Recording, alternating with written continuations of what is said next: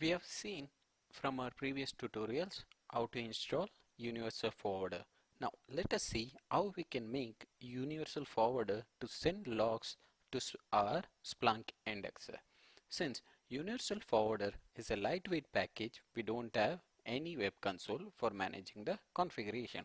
The configuration on the Universal Forwarder will be completely by editing configuration file or using Splunk CLI.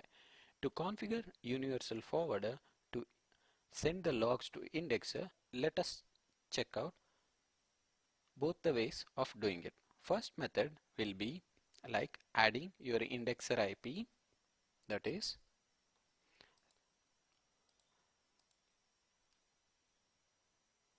this is my Splunk Universal Forwarder installed on my local laptop, which is supposed to send logs to our indexer in the cloud. Let us quickly get the indexer. It is running. So this is the indexer, and also from our previous tutorials you should be aware that by now we have enabled our Splunk instance to receive logs, that is to act as indexer, and also we have created indexes to hold the incoming data. The first method is by Splunk CLI. We'll invoke the utility, that is splunk.exe, add forward -server followed by IP and the receiving port of our indexer. In our previous tutorials, while we were discussing how to configure a Splunk instance as an indexer, we have set up a receiver on our indexer. We can quickly validate that by logging into our indexer.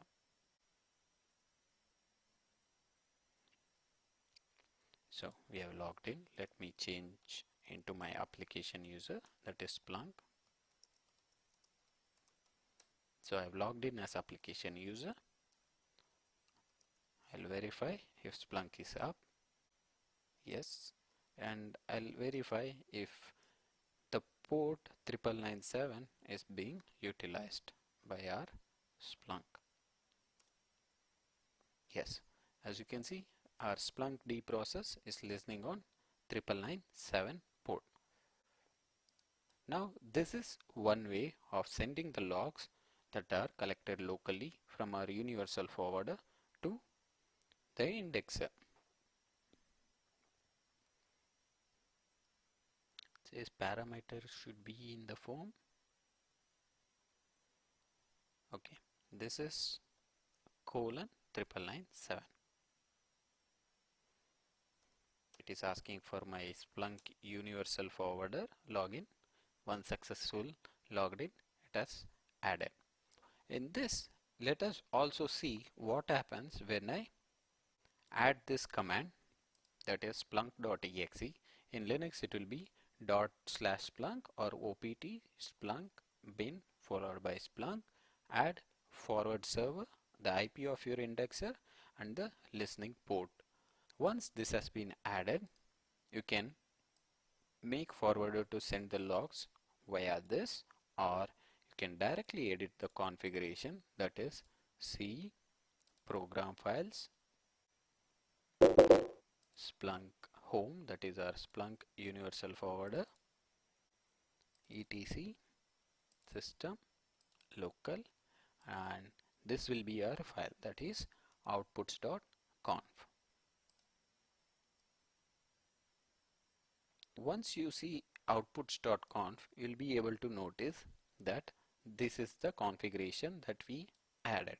It has created a local group, like we have seen during a heavy forwarder. It was the outputs.conf which created a local group, and it will auto balance, and if we have multiple IP addresses or indexers, we can just specify it by mentioning comma and followed by the other indexers and the receiving port. So as of now, we'll leave it, since we have only one indexer. We will see how to add multiple indexers, how to enable clustering, all this complex concepts including the deployment server, how to deploy configuration when we are building our own enterprise level multi-site indexer clustering on Amazon AWS. For simplicity, just remember this is our indexer configuration, that is the IP and the port number that are mentioned in outputs.conf file. Once it has been mentioned, make sure you have restarted the Splunk service, splunk.exe, restart. We have restarted. So there are, as earlier mentioned, there are two methods. One is your CLI, second one is directly editing our outputs.conf file.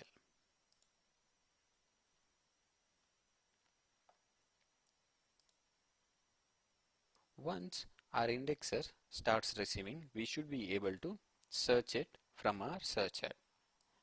By the time our Splunk Universal Forwarder restarts, let me log into our searcher. So this is our searcher.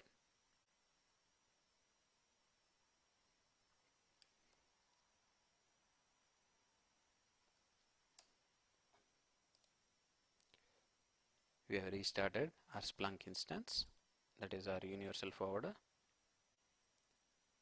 Okay, this is with our deployment server. I can ignore this as of now.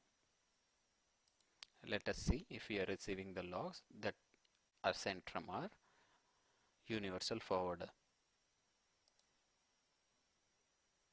I'll just search for index is equal to star and see in last 24 hours, and we'll see what data we have received.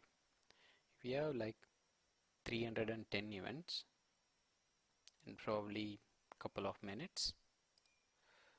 As you can see, this is from my local laptop PC, which is sending my logs which are collected during CPU load, network interface and available memory. These are scripts that are running on the Universal Forwarder, and these are collecting the information and sending the logs to our searcher. This confirms that the configuration of Universal Forwarder to our indexer and